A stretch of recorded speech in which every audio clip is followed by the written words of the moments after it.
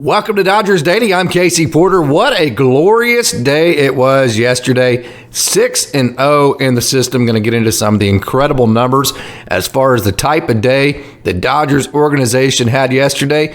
And the cherry on top, the legendary Yankees came into town, and the Dodgers put a pretty good old butt whooping on them. Of course, you don't want to talk too much smack because it's just the beginning of that series, and the Yankees are very good. I just say that just because I'm excited and having a little bit of fun. But hey, again, the system went 6-0 yesterday. You had some tremendous pitching performances, some great individual performances that we're all going to get into. So we have a cram-packed, very exciting and glorious show today. Can't wait to get to it, but hey, before we dive into it too much, just a reminder, if you'd like to help Dodgers Daily by donating, we do now have a GoFundMe account. Just scroll down to the description and click the link, and it'll take you right to the Dodgers Daily GoFundMe. Also, if you like this video and if you like this kind of content, go ahead and click that like button, leave a comment, tell all your friends about Dodgers Daily, share this video, and then become a subscriber. And after you subscribe, make sure and turn on those notifications.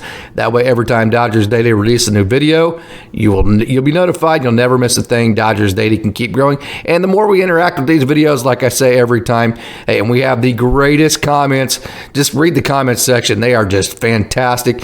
Some of the comments I read, it's just, hey, we're building what I call a war room, of just great fans and great people that have just great comments where we all just leave our great baseball knowledge and communicate back and forth. And it's just a wonderful, what I call a war room in the comment section of just great baseball people leaving great comments. And it is so fun to read every day. So thank you for that. And also, when you do that, it makes YouTube, think that the video is liked, and it makes it, in the suggested videos more, and it gets more views. So, hey, it is all a win-win as far as that goes. So thank you so much to everybody out there that leaves your wonderful comments. Hey, please keep doing that. Okay, again, 6-0 on the day yesterday. It was glorious. The cherry on top was the Dodgers defeating the Yankees. The 6 big runs in the first inning. Didn't waste any more time getting on top of the legendary New York club, the Yankees. So, hey, let's not waste any more time. Let's get right to it, and let's talk Dodgers baseball.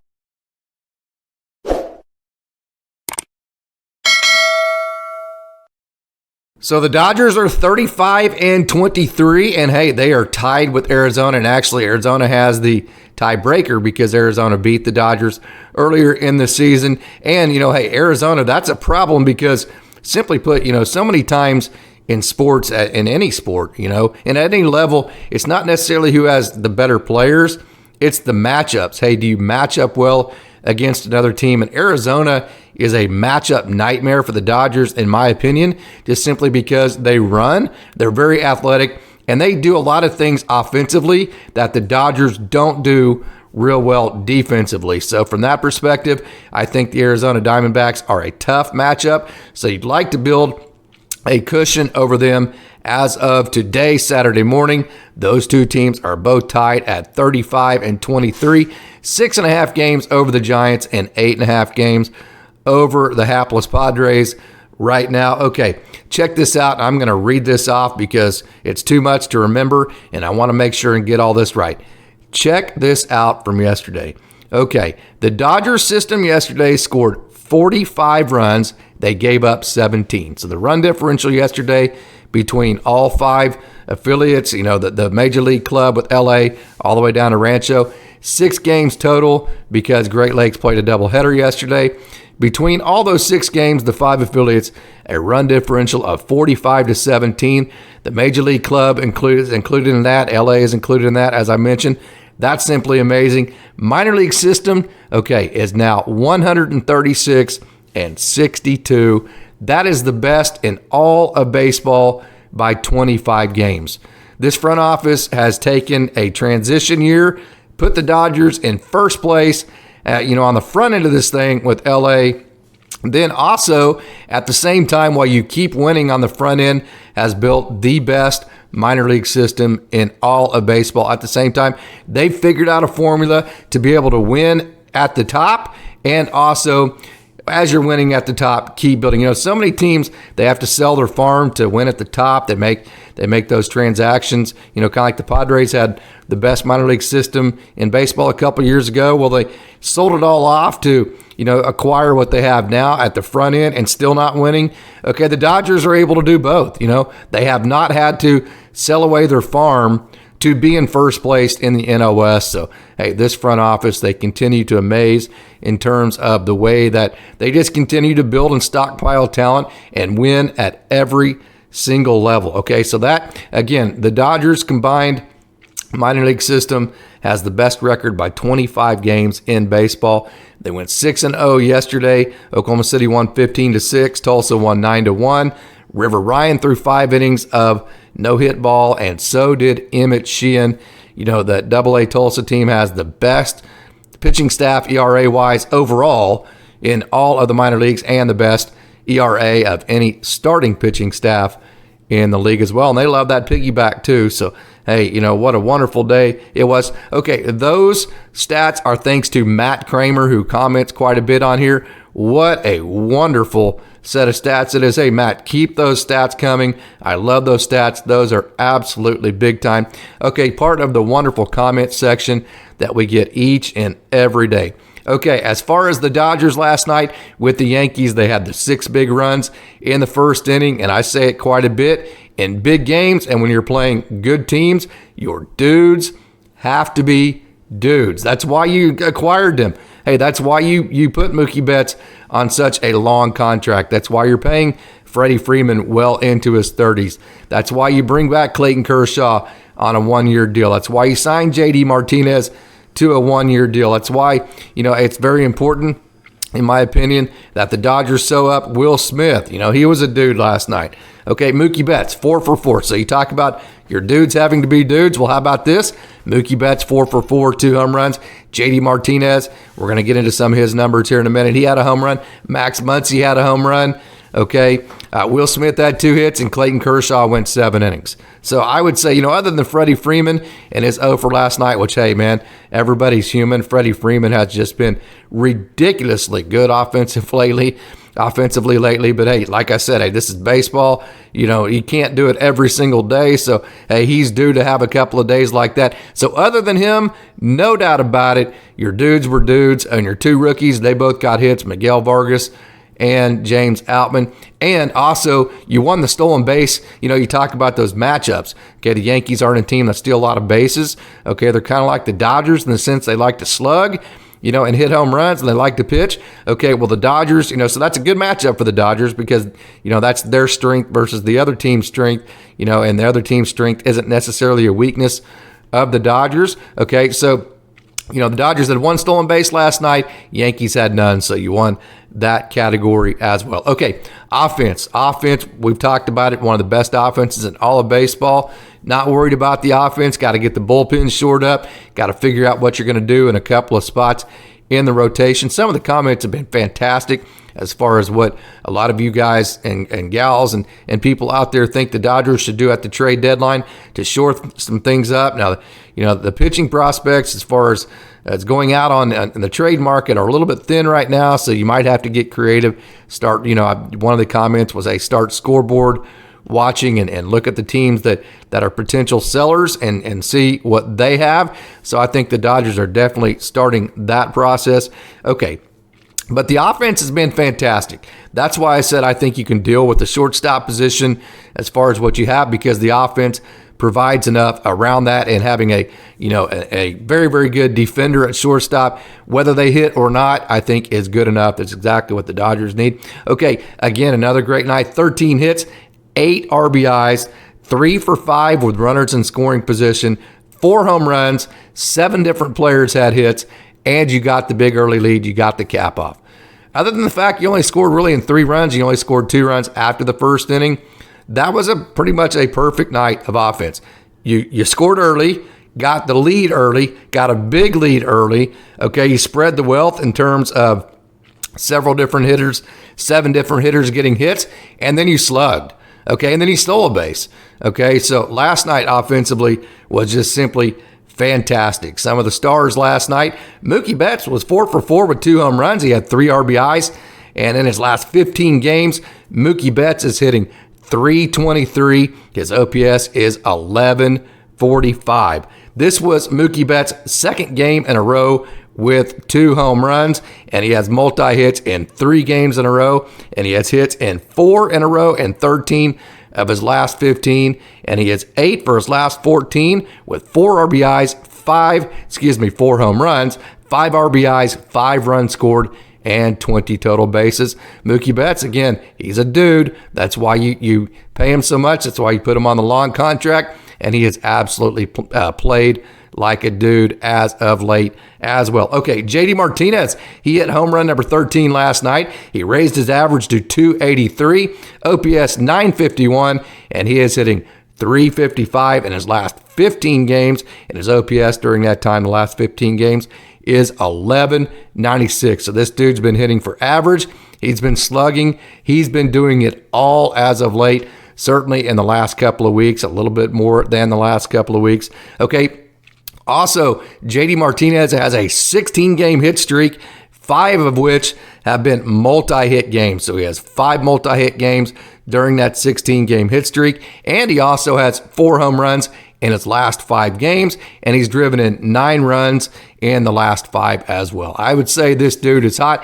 JD Martinez, hey, the Dodgers don't like to have, DH only type guys. They love versatility. So, hey, this is a big leap, in my opinion, for the Dodgers to hire a hired gun like JD Martinez to play only one spot, and that not even be on defense. It's hard. I'm just telling you, it's hard for this front office to have a DH only. Okay, it's making it a lot easier the way that JD Martinez has been hitting lately for average, getting a lot of hits, and then not only getting a lot of hits, but also slugging, hitting home runs, driving in runs as well. Okay, Will Smith, okay, how remarkable of a player is he? Just simply unbelievable. Smith had 2 hits last night. His average now is .317. His OPS is .959, and Smith is hitting .348 in his last 7 games. Let me repeat that. Will Smith at catcher is hitting .348 in his last 7 games. He is truly remarkable. Okay, he has multi-hit games in 2 games in a row and has 5 multi-hit games in his last 8. Hey, like I said, dude is remarkable. He's a great offensive player. He has a good, his pop time is somewhere around 2. It can go sub 2 from time to time. The pitchers just simply have to give him, a chance to throw out runners. Good arm. This guy is a remarkable player. In my opinion, he is the best catcher in all of baseball. And JT Realmuto, hey, he's from Oklahoma. He's from Carl Albert High School, which we played every year. We were in the same district as Carl Albert here at Guthrie. So I have a big-time history with Realmuto. Huge fan of his. I do think that Will Smith right now is the best catcher in baseball, though. Okay, Jason Heyward, man. This dude has been just hitting the ball hard all year long, and here are the stats to back that up. Okay, he had last night he had a second multi-hit in his last 3 games. Hey, he's been hitting the ball hard a lot, and a lot of times not having a lot to show for it because he's hit the ball right at people. He's been the master at that kind of low line drive type hit like we saw last night that kind of has that hook to it because it's hit so hard. Okay, so a lot of times, if that's hit right to somebody, that ball gets caught. He's kind of been in that boat, but he has been making hard contact all last year. So good to see it pay off. Second multi-hit game in his last 3 games. Okay, so here are the numbers to back this up. Okay, Jason Heyward's launch angle is up a couple of degrees this year. Okay, so as far as hitting he usually hits those really hard ground balls. Okay, so now he's hitting more, at least closer to line drives this year. So here are some of the peripherals that make you think that Jason Heyward, hey, the Dodgers have unlocked something with him, and this is success that is going to continue to increase, not decrease, okay? Here are the peripherals that would support that. His launch angle is up a couple of ticks, okay, to right around 15 degrees, which is just, that's just about perfect, as far as your average launch angle, 25 degrees of line drive, 10 degree, anywhere from, in that category. So, that 15 degrees as far as being average, especially when you average in the fact that his exit velocity and his barrel percentage is as high as it has been ever in his career.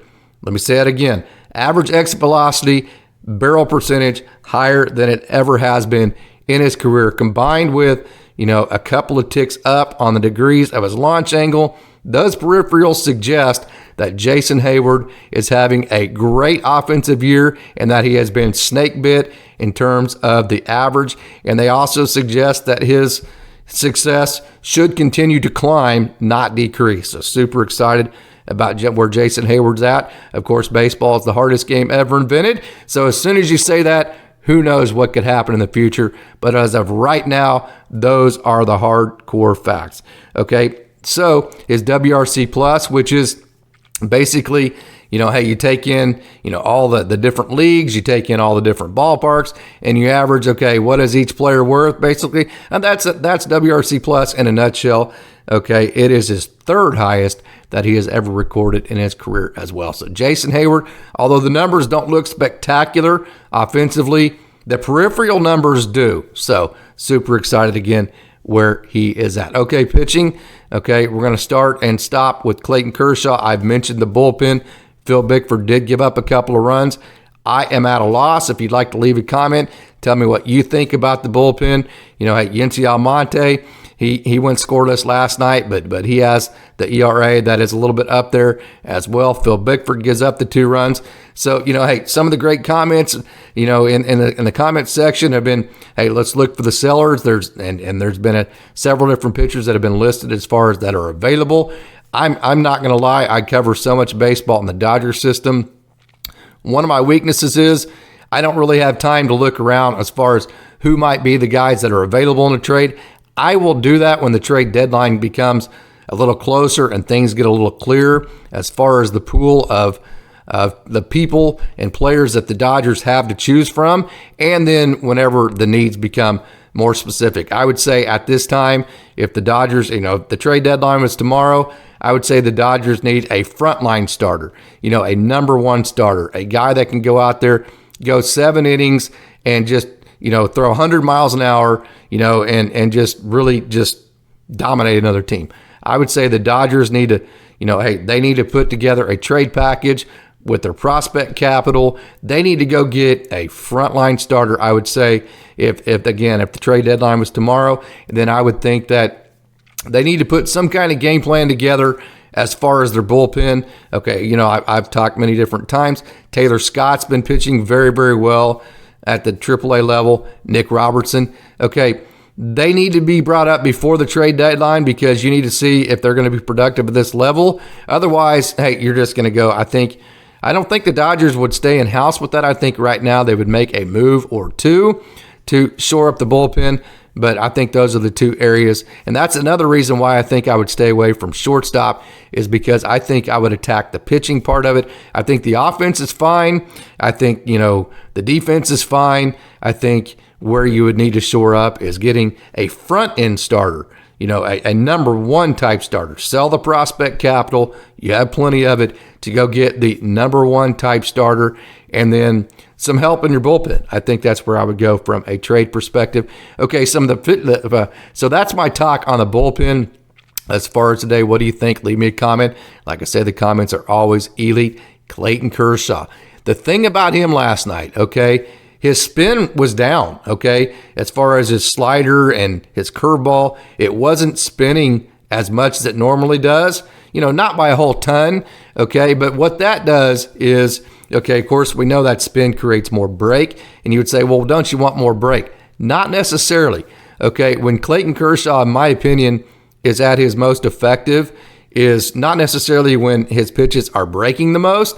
It's whenever they stay in the same tunnel the longest. So when your spin's down a little bit like it was for Clayton Kershaw last night, that means when you start the fastball and then also the slider in that same tunnel, okay, that slider, because it's not breaking as much, is going to stay in that same tunnel longer, which is going to create more deception for the hitters, which is one of the big factors last night that I think led to Clayton Kershaw having the 9 strikeouts is because, hey, the spin wasn't quite as pronounced as it normally was, which meant it was more deceptive to a hitter because it looked like a fastball longer to them, and then it had that late break to it. So although it wasn't as much break, it was more deceptive type break, and it was later, and in my opinion, that led to Clayton Kershaw and his 9 strikeouts. And how about this? 7 strong innings. This dude is just amazing. Absolute Hall of Famer, no doubt about it. Gave up just 2 runs, 9 strikeouts, 7 innings. Okay. And on the year, Clayton Kershaw, I predicted somewhere around 100 to 120 innings. How about this? On the year, he's gone 7 innings in 4 starts, and he's gone at least 6 in 8 of his 12. This dude is amazing.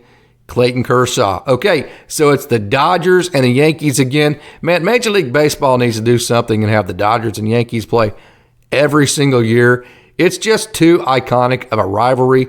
It's too fun. I know, the logistics of it, I'm talking out of place because I don't make the schedules, and I know that's probably an impossibility. But, man, how much fun is it to have the Yankees in town?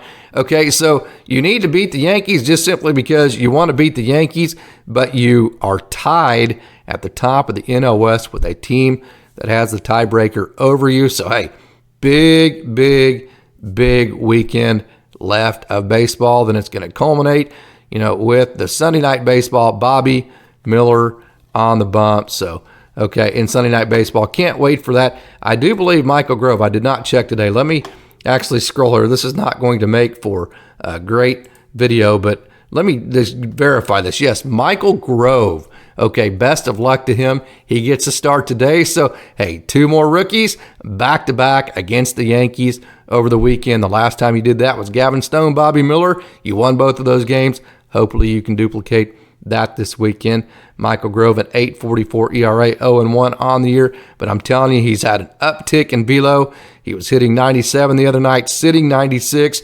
All the spin on his breaking stuff, especially the slider and the curveball, has had an uptick too. So Michael Grove, no doubt, he's pitching better than he has all year long, probably as good as he has as a professional in his last couple of starts in Oklahoma City. Having said that, that is in AAA Oklahoma City. That is nowhere close to LA and against the Yankees. So, hey, got to go out and do it. But I'm telling you, he's capable of it. So rooting, not only as a Dodgers fan, but from a personal perspective, rooting very hard for Michael Grove. He's totally capable of it. Hey, Grover, go out there and do your thing. Let's go, baby. Let's get it on, and let's go beat the Yankees tonight. Can't wait.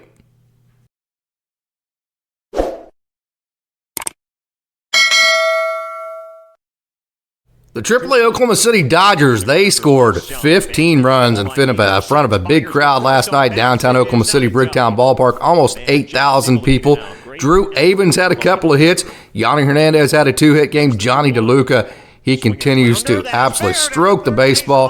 He had a couple of hits. Ryan Ward had a hit and an RBI. Luke Williams had a couple of hits and a couple of walks as well. So he is on base 4 times. Just released his interview yesterday. Go check that out. Devinmann, who you're seeing here, had 3 hits. Bryson Brigman had a couple of hits as well. So that makes 1, 2, 3, 4, 5, 6 guys last night had multi-hit games for the AAA Oklahoma City Dodgers. Who you're seeing right here is Devinmann, who is a young man who just quietly, I say this every time I talk about him, is having a really, really nice year for AAA Oklahoma City. He went 3 for 4 last night. He improved his average to 281 on the year. His OPS is 881. He also hit his PCL, Pacific Coast League, leading 21st double, and he had 5 RBIs. Devinmann, I always talk about it. When he gets hot, he absolutely does damage. Did damage last night with 5 RBIs. He was on base 4 times. He scored twice. And, hey, he played first base last night. He plays third base, left field, second base. He's played shortstop. Like Luke Williams, he's played everywhere on the field except for pitcher and catcher, although Luke Williams actually has played pitcher too. And he's open to playing catcher. He mentions that in our interview. Okay, Devinmann has 7 hits hits in a row and has reached base in 22 games in a row. So like I said, Devinmann is having a really, really nice year at AAA Oklahoma City. Yonnyhernandez continued his very good season for AAA Oklahoma City. He went 2 for 5. He got on base 3 times. Yanni is hitting .308. Again, he's younger than you'd think. 25 years old. He's hitting, again, .308, OPS .873. He has hits in 14 games in a row, and he has major league experience, and he's fast. He's a really good athlete, and he has great energy. So really high on Yonnyhernandez. A lot of fun to watch. You know, hey, when you put these guys together with high energy, very scrappy, very hungry to get to the major leagues, it makes for a great AAA team, something we've seen the Oklahoma City Dodgers have this year. They have won a lot of games, especially when you combine them with guys like Ryan Ward, JonnyDeluca, Devinmann, prospects who are, you know, hey, they're just happy to be there in AAA and excited about the whole thing. So it's been a lot of fun to watch AAA Oklahoma City this year. What more can you say about JonnyDeluca? He had his second multi-hit day in a row. He has 5 for his last 9. He has 5 multi-hit games in his last 8, and he's raised his average to .297, his OPS to .961. Hey, also JonnyDeluca has 14 long balls and 12 stolen bases on the year. The 2020 watch is in full effect. Hey, you know, as soon as he gets to 2020, we'll move to 30-30. I did ask him. I will go ahead and tell you what he said in it because the interview has already been released. I did ask him, do you make 2020 a goal? And he said yes and no. He goes, hey, you know, obviously I want to reach 2020, but I don't ever set out a specific statistical measure that I want to hit every year because I think, you know, hey, that's probably not a good thing to do. But, hey, you know, I do want to hit 2020 every year, and so it's really cool when I do that. So from that perspective, it is a goal, but it's not necessarily a statistical measure that I set out at the beginning of the year to hit because I don't like doing that. So I thought that was a really cool answer. JonnyDeluca, hey, if I were to use one word to describe his game, it's very easy. Okay, one word can describe exactly what he is. Electric. He is absolutely electric. He can do it all on a baseball field. Super excited. You'll be interested to see when the Dodgers pull the trigger on him. He's a SoCal boy, so that would be really cool for him to get to go up and play for LA. So, hey, JonnyDeluca continues to play great at AAA Oklahoma City. My man Drew Avans had a couple of base hits last night and a couple of ribeye steaks. I know he's had a couple of those, being from Alabaster, Alabama, went to Southeastern Louisiana. He is a Lion. I guarantee you he's had a couple of ribeye steaks in his night. Hey, he had a couple of them last night, and he was on base 4 times, and he has hits in 7 of his last 8, and he has 3 multi-hit games in his last 6. So, hey, Drew Avans starting to heat up. Remember, he had the 53-game hit streak last year. He can do a little bit of it all. Offensively, he can bunt for base hits right here. Didn't get a base hit here, but we see he's trying. He can do that very well. He can hit home runs. He can hit base hits. He scores a lot of runs. He can steal bases. Drew Avans can do it all. Brian Hudson was the opener yesterday. I have live video of him yesterday, so I'll go ahead and show somebody else today because, hey, like I said, I have the live video up from his yesterday's performance. Just go look at that on any of my social medias. He was the opener. He went 1 1/3 inning scoreless, and then Andre Jackson came in. Rough outing for Andre. Gave up 5 runs on 8 hits in just 4 innings, had a couple of walks and only 1 strikeout. So, hey, last night was a night that Andre would just soon forget. He is now 1-1 on the season. Okay, Justinhagenman, who you're seeing right here, went 1 2/3 innings scoreless. He has been very good this year. I'll get into more of him here in just a minute. He had 3 strikeouts last night. Trevor Betancourt, who just recently got called up to AAA, threw a scoreless inning, and then Wander Suero came in and finished the night off, going 1 inning, gave up a hit and a run as well. So who you're seeing right here is Justinhagenman. He went scoreless last night in 1 2/3 innings, and he had 3 strikeouts, like I mentioned a minute ago. Hageman, okay, quietly, he's kind of the pitching, the pitching guy as far as, like Devinmann I talk about. He kind of does it quietly and unassuming. He's kind of the pitching version of Devinmann, if you will. Okay, his ERA is down to 2.33, his WHIP is down to 0.96, and he has his average against down to 1.96. I always talk about, hey, his 3-quarter slot how it gives him the best of all worlds, how he still stays behind the ball because he can ride his fastball. He can also cut the slider, so he has the best of all worlds there. Makes him difficult to hit. Okay, Hageman has not allowed an earned run in his last 7 outings to the Nittany Lion. Originally from Voorhees, New Jersey, Justinhagenman throwing very well for AAA Oklahoma City. Hey, speaking of Trevor Betancourt, he made quick work of Reno last night in his 1 inning, and he has yet to allow a run since being promoted last month. Betancourt has allowed runs in just 3 of his 17 outings. He has that big curveball and the awesome mustache. I must say, his AA peers, they voted him to have the best mustache on the team, and if you see it up close and personal, you will see why. It's pretty cool looking, okay? On a serious note, Betancourt has allowed runs, like I said, in just 3 of his 17 appearances. He has an ERA of just 2.14, a whip of just 0.95, and his average against is just 162. So, hey, journeyman, it's obviously hit here in the Dodgers system, which it does with a lot of guys who have been journeymen. They get in the instructional system that the Dodgers have, and they just eat it up, and they love it, and all of a sudden, they're pitching better than they ever have. That would be Trevor Betancourt, so keep up the good work, Trevor. AA Tulsa won 9-1 last night. They scored 2 in the first, 1 the second, 3 in the fifth, 3 in the sixth, and they defeated the Wichita Wind Surge on the road 9-1. Pitching-wise, you're looking right here at River Ryan. Nick Frasso started, but it started pouring. He only threw a third of an inning. So, hey, no injuries to Nick Frasso. If you look at the box score and see only a third of an inning, no injuries. I know he's been out recently with injuries. That wasn't the case. He came out because there was a weather delay, and it was so long that they didn't want to take him back out after the weather delay. So braydonfisher actually came in and threw 1 2/3 innings scoreless. Okay, and then River Ryan, he actually went hitless in 5 innings and threw a great game last night for AA Tulsa. Okay, so 5 innings with no hits, no runs, and he just was wipeout dominant. 6 strikeouts. Alec Gamboa was good. He went scoreless in 1 inning as well.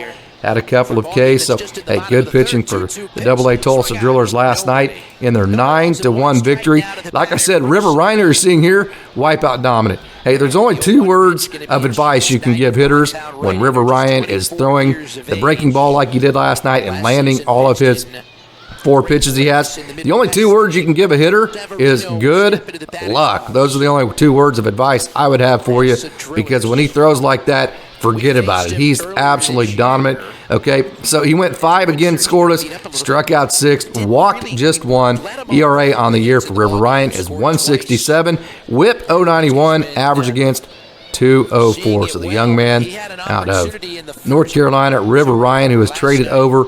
Thank you, Padres, very much for that one. We will take that trade for Matt Beatty, River Ryan. We'll take River Ryan every day of the week and twice on Sundays, no doubt about it. Hey, River Ryan doing a great job.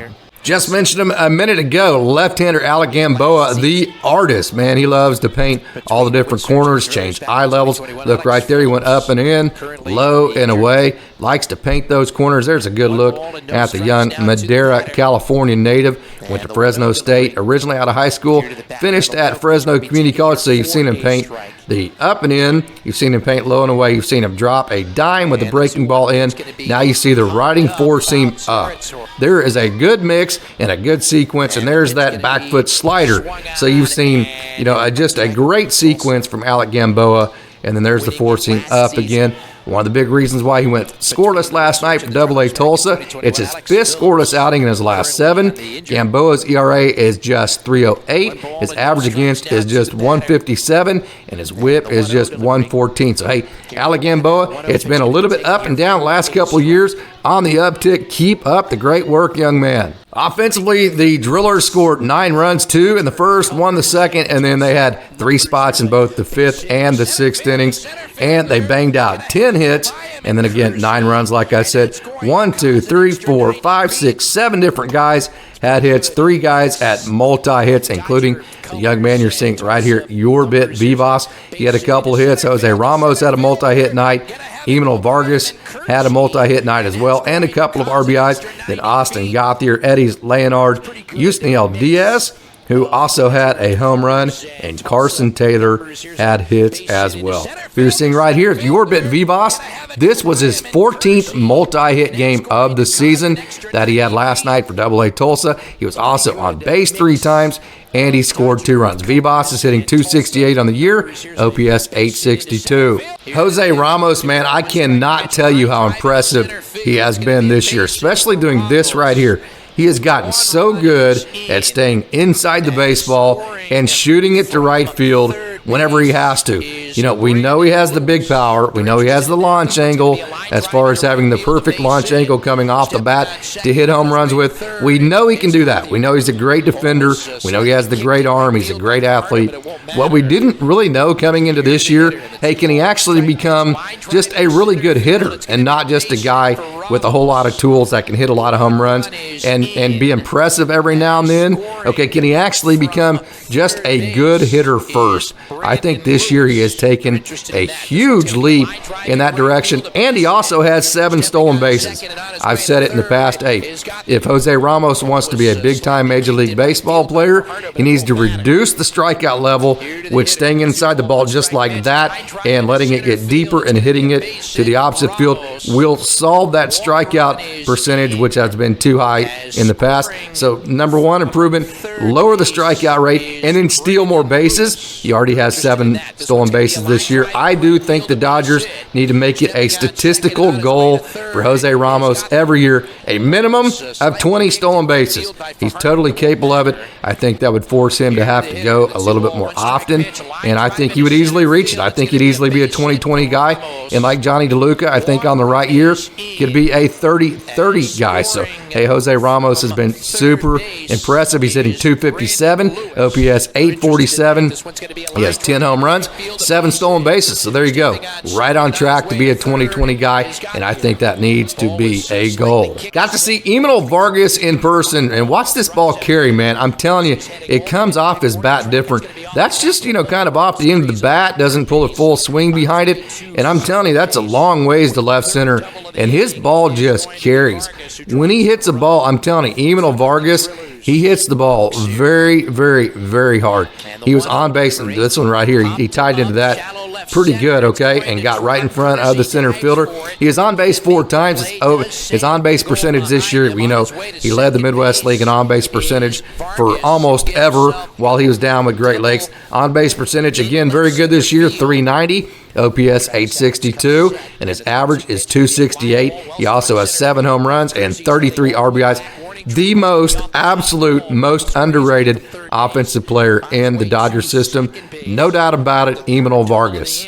The Great Lakes Loons scored 5 in their first game yesterday. They played a doubleheader, and then 5 in their second game, and they won both of their games. The first game yesterday, they won 5-4 that you're seeing here. Ronankopp, he was the starting pitcher. Again, the Great Lakes Loons, they scored 3 in the 5th and 2 in the 7th. In the minor leagues, doubleheaders are 7-inning games. On the pitching front, Ronankopp went 3 innings. He only had 1 walk, 2 strikeouts, and gave up no hits and no runs. Jermaine Rosario, tough day for him. He gave up 3 runs and 2.1. I've talked about Rosario. He's kind of up and down. 1 inning or 1 outing will go sideways on him. So, hey, the next outing is liable to go out and throw a no-hitter. That's just kind of, how his plight has been. Ronaldo DePaulo came in and threw 2/3 of an inning, scoreless, and then Juan Murillo finished 1 inning, giving up 1 run. So, hey, Ronankopp, who you're seeing right here, turned in a great outing for Great Lakes. He went 3 innings scoreless, did not give up a hit, as I mentioned. He had 2 Ks, and now his ERA on the year is .232. Kopp has given up just 1 run in his last 3 outings. That spans 10.1 innings, and he has 9 strikeouts during that span. So Ronankopp has been absolutely fantastic as of late for the not just as of late. He's been really good all year for the Great Lakes Loons. On the offensive side, Luisdiaz, again, who is the hottest man on the entire planet. He led the way. He had 3 more hits, 4 RBIs. He's raised his average over 100 points in the last week and a half or so. I'll get to this specific time frame of that here in a minute. So he had 3 hits. Dalton Rushing had a hit. Damon Keith also had a hit as well. Taylor Young went 1 for 3. Jake Vogel had a hit, 7 hits total for the Great Lakes Loons, and 5 runs. So it was a good day offensively for Great Lakes in the first game. Luisdiaz, how unconscious has he been as of late? He had 3 more hits yesterday. Okay, 4 RBIs as I mentioned. He has hits now in 8 games in a row. He is 12 for his last 23. Okay, here's the specific number. Okay, he has raised his average 103 points since May 21st. Luisdiaz, and he's been playing great defense. Been playing first and third base. So Luisdiaz has been absolutely unconscious. In the second game yesterday, Great Lakes won 5-0. Hey, justinwrobleski, Wrobo, my Oklahoma State Cowboy, I've been telling you about his big arm, 98. He hit 98 yesterday with that back foot slider. Definitely, in my opinion, I said, hey, maybe his best performance as a pro so far. I'm going to remove the maybe, no doubt about it. This was justinwrobleski's best performance as a professional. We'll get into the exact numbers here in just a minute. So, hey, he went 4 scoreless and had 5 Ks. Again, hit 98 on the day. Carlos de los Santos also threw a scoreless inning. Mitchell Transky had a scoreless inning.